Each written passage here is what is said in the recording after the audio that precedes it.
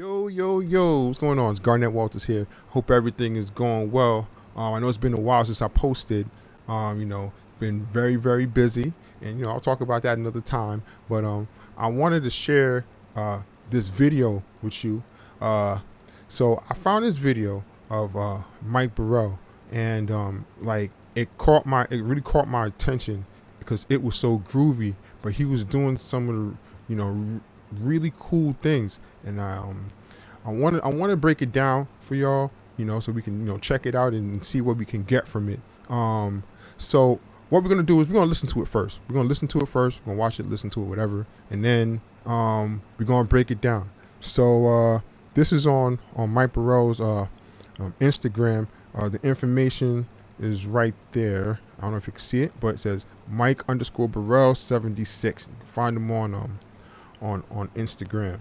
All right, so we're gonna check out what he's doing here. All right.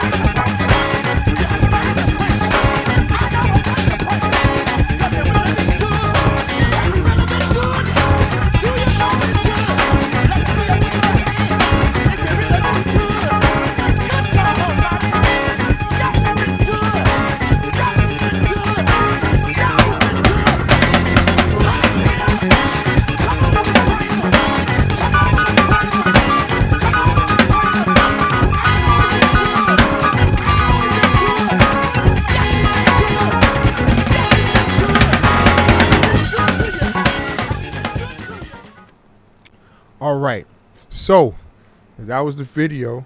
Again, it was funky and just the groove, man. Gosh, it's crazy. So we're gonna go back. We're gonna break this down. Okay, so first of all, we're in the key of A flat, right? We're in the key of A flat. Now, for those of you who don't know, this is something called the war cry. That's popular in the gospel churches. Shout out to Bishop Moles. He's the one who created it. God rest his soul. And it was one of those things that it caught fire. It got very popular. In the gospel churches. So they're in the key of A flat. Right now with this war cry, there are a lot of variations for it, so it's like, right, some people sing like that, some people sing like this, right, singing like that, right? But this is just like a quick background story for this. But in this case, we're key of A flat, right?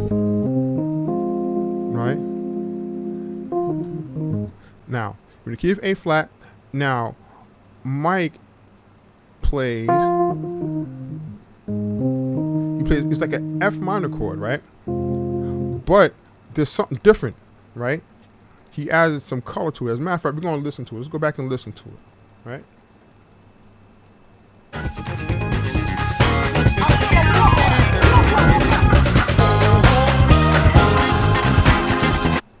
Okay, so he's playing this, right? The bass player is playing the F, right? Now this is kind of weird, right? So it's like an F minor chord, but he has the note D in there, but he's also adding like a G in there, right? And in his right hand, he's playing like a F minor chord, right? In the right hand, right? Now, this may seem weird. Yeah, it is, because it's not quite F minor. You can call this an F minor 6 with the 9, right? And what he's doing there, creating some color, right?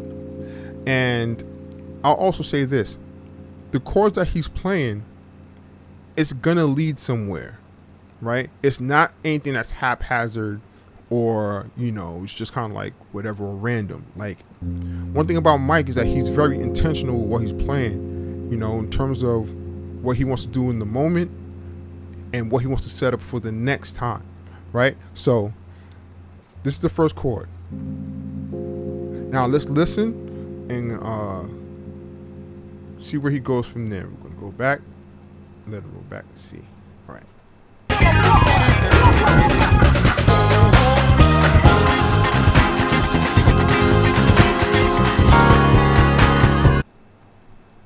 Right? So now the bass player is playing a C sharp or a D flat, depending on who you ask. Right? Now, it's like a dominant chord, but it has like some diminished colors in there. So instead of playing like this, right, it has like a lot of dissonance.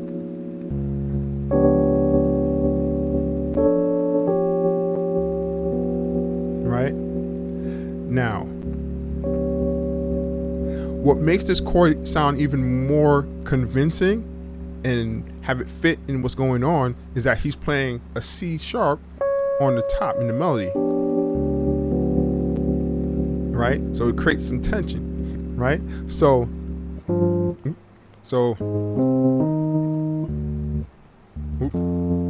there we go. We'll do it again, right? Right? Now, if you look carefully, that first chord, C is on the top, and then, right? So again, what Mike is doing is intentional. Like, he knows what he's doing. He knows what he's doing, right? So from here, right, it's really cool. I love the way that he uses, those diminished colors to create these really odd chords, man. Like, it's amazing to listen and witness. So let's go on and see where he goes from here. I'm gonna roll it back a little bit again for context.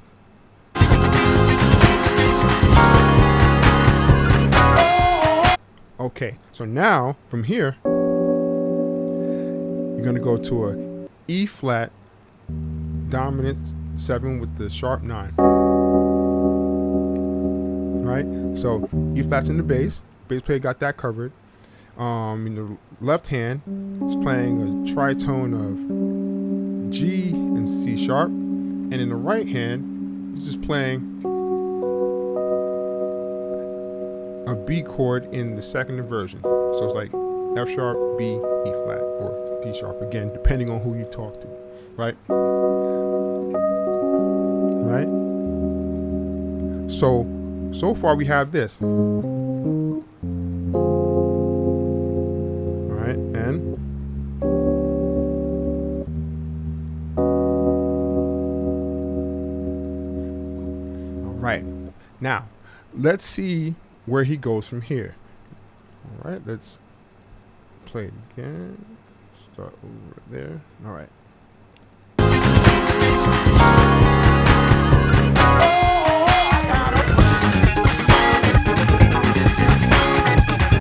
Okay, now they're playing on the A flat, right? The bass player is doing, right?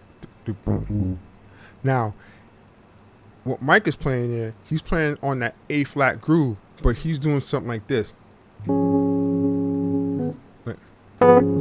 right? But he's not doing this. Like, again, it's like funky and gritty and groovy, like right, like very very bluesy, right, right. All right. So, let's break that down right there too. So, what he's doing there in the right hand, he has a C sharp and A flat, and then the C sharp goes down to B, right? And then the left hand playing A flat and F, and then the F goes down to E flat, right? So when you put it together, you get this. So this is like a C sharp over A flat, D flat major over A flat, right?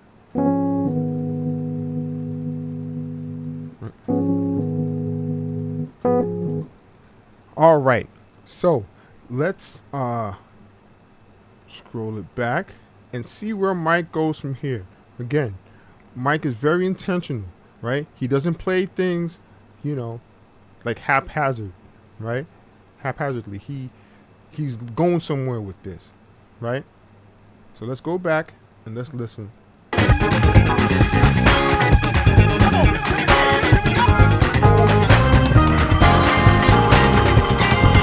Okay, now, right there, right, goes right back to, right, plays that same voicing, right, but in the right hand, he's playing a G minor chord, right, right. Now, remember, the first time he played this, that F minor, and he goes G minor, right? Again, he's using what he did before to set up something new, right? Doing this helps keep the listener engaged, and it just creates another kind of flow. Like, it gives a song momentum harmonically, right? So you're not playing the same thing over and over again, and it's not, it comes off like boring. It's going somewhere. Right? So let's go back and let's listen, see where he goes from there after that. Let's see.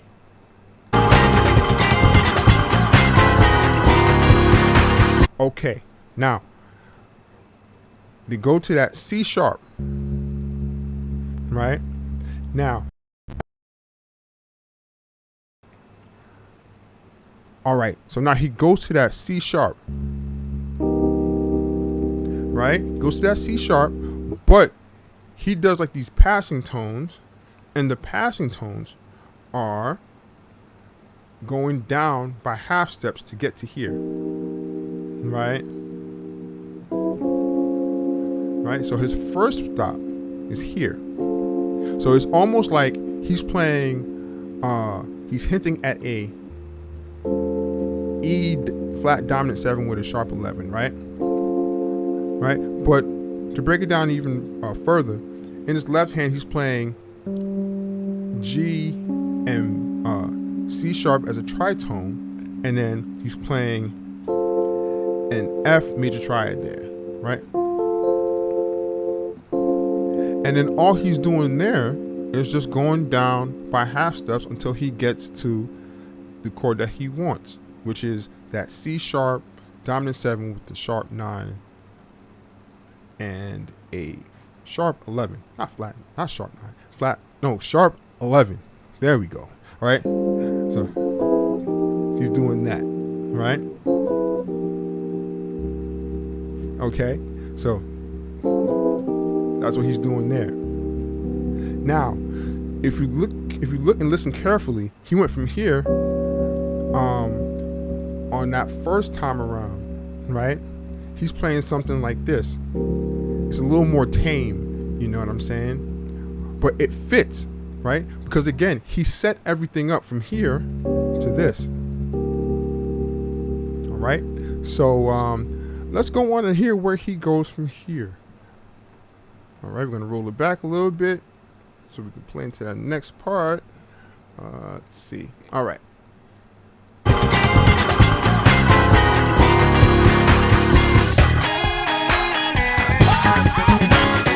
Okay, so he didn't play anything on the E flat, right? But you can just fit that chord right back in here again. That E flat 7 with the sharp 9, right? But when you go back to the groove, right? He plays something a little bit different there, right? He's not doing this, right? Even though the rhythm is the same. Even though the rhythm's the same, he's doing something different. So let's listen. Let's listen to what he's doing there.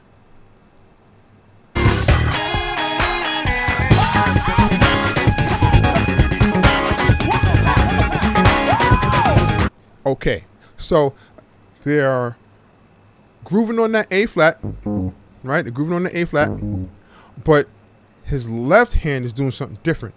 His left hand is playing these kind of chords called quartal chords, spelled Q-U-A-R-T-A-L, right? Or fourth chords. And what those chords are, they're built on fourths, right? So what he's doing there, he's playing this chord here first, right? With his left hand. And then after that, he's playing this chord here, right? And he's grooving on the A flat, right? So,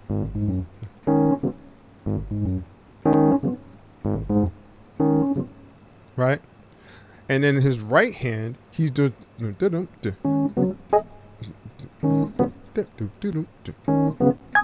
right? Just grooving on that A flat. Now, the rhythm is still the same with this, right? But you just changed the chord up. Now, these chords work because they're very ambiguous, right? You can put, I don't say you can put anything on there, you know, but you could put something on there and it would work because, you know, that those fourth chords or those quartal chords are very open. They're very open, right? So you have more freedom in terms of harmony. All right. So let's see where Mike goes from here. Again, it's all a setup, right? He set up the first thing, and now we're on the second thing. Now he's gonna build and go somewhere else. All right. So let's listen to where he's gonna go. All right. I'm gonna go back a little bit.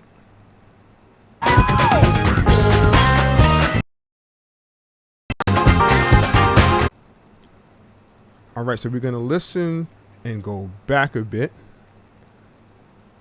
Back a little bit further.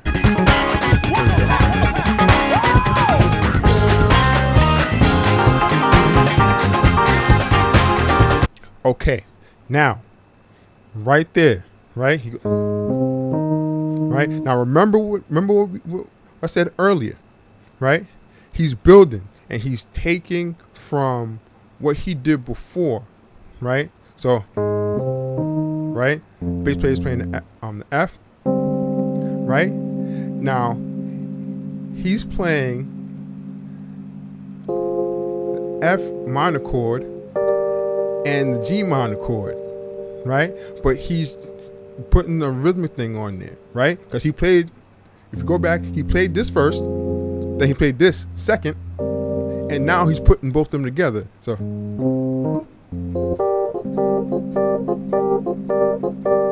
which is very, very clever, right? So not only is it interesting, but the listener is also, you know, I find the listener will be more engaged because, you know, they heard something that was familiar, right? So let's hear where he goes from there. I'm gonna scroll back. Let's go back.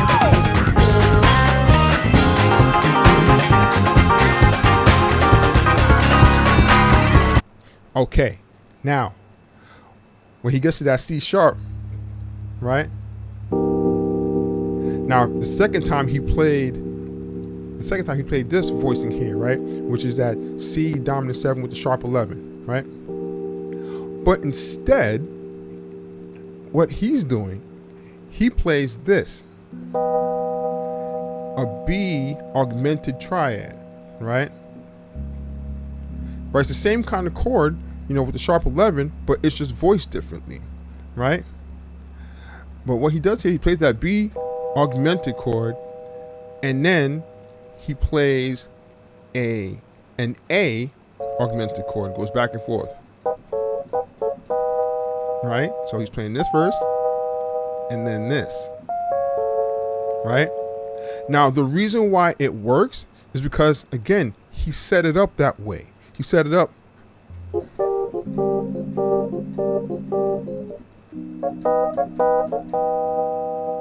Right? He does that. Right? One thing I appreciate about Mike's playing is that he has a great use of tension. Right? He knows exactly how to create tension and, you know, have it resolve somewhere. Right? Because, again, he's not doing anything by accident. Like, he's intentional with his playing, which is, you know, I think this is the theme for this video here. Like, when we're playing, make sure that we're intentional with what we're doing. Now, I'm not saying that, you know, there are going to be times where we don't know what we're doing, right? But as long as it's like you understand why, in terms of why you're playing what you're playing, maybe you heard something, maybe you heard something the singer did or the bass player did, whatever. As long as there's context to it and it makes sense, you know, that's the thing. So it's all about the intention. And Mike is like, you know, Mike is really showing that example in this video here, right? So let's see where he goes from here. I'm gonna go back.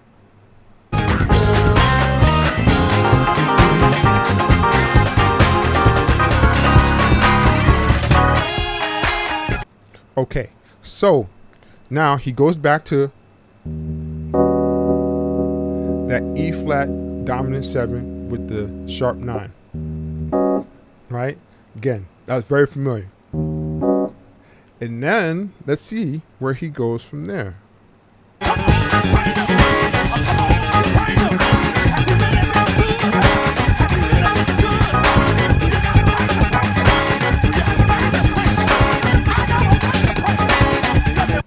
Okay, so they're playing on that A flat groove, right? And he's back to boom, right?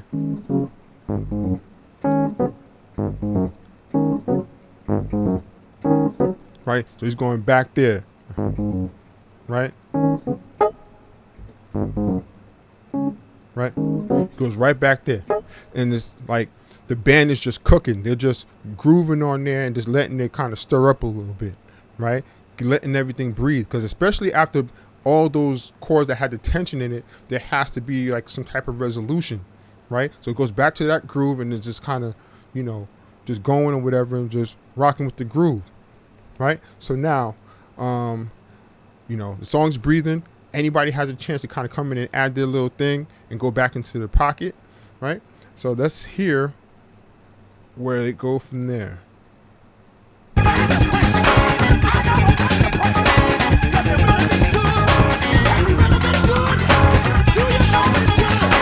Okay, now notice that the band went to F, right? Right? Mike still played this, right? And it works, right? That goes back to what we said earlier, where those fourth chords, they work on, you know, they're ambiguous, so they can work on like almost anything, right? Right? But, you know, even with that, I can imagine that, yeah, Mike is going to pick that up, right? Because if there's something new, right, it's probably going to come around the second time, right? And then if you also look carefully in the video, you could tell that they're working together as a unit. So, you know, the chemistry is great. They listen to each other. They, you know what I'm saying? So that's important. So when they went to that F, right, they're going to go back to that groove there, right? So let's see what happens after that.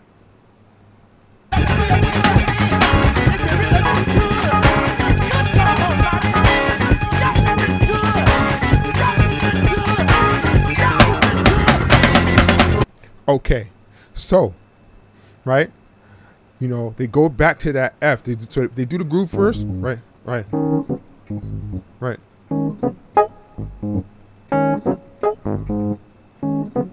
right? So they're grooving, letting it cook, and then they go back to the F, right? Right? And you add like any kind of chord there, you know. But notice that again, he catches it the second time. He catches that move the second time. Oh, let me also say this: that even when they're grooving on the A flat, right? That pattern's still going on. Now, you can play like an A flat blues scale, you know, right? You can play something like that there, right? So anything that has to do with the A flat blues scale, you can play over that A flat there. All right. So let's check out some more of what Mike is doing. Go back.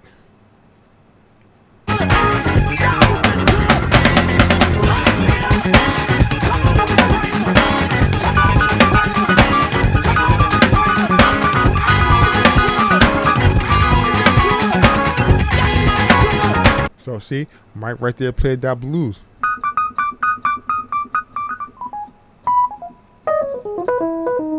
Right? So, right, doing all that rhythmic stuff. Again, keeping everything stirring, keeping everything moving, keep everything grooving. Right? Another thing is they're probably going to play that F one more time. Right? So you're going to play the F one more time. And let's see what happens. Right? So notice the first time we played the F, Mike was playing this. The second time he played the F with them. Then this third time he plays this. Right? And again, Mike makes the chord convincing because he's playing the F right here in the melody, the top note. Right? And again, this is a short clip, so we can only imagine where Mike could have gone if they played that F again. He could play this, or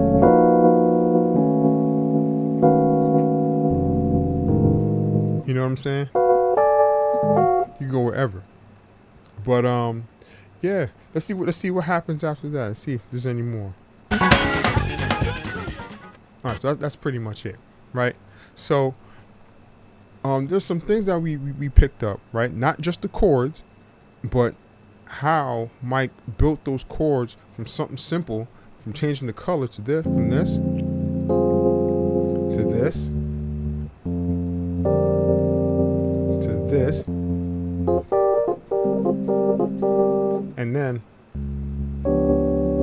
this, and then this. Right? So it's important to start off simple, you know, set everything up so that you have a place to go.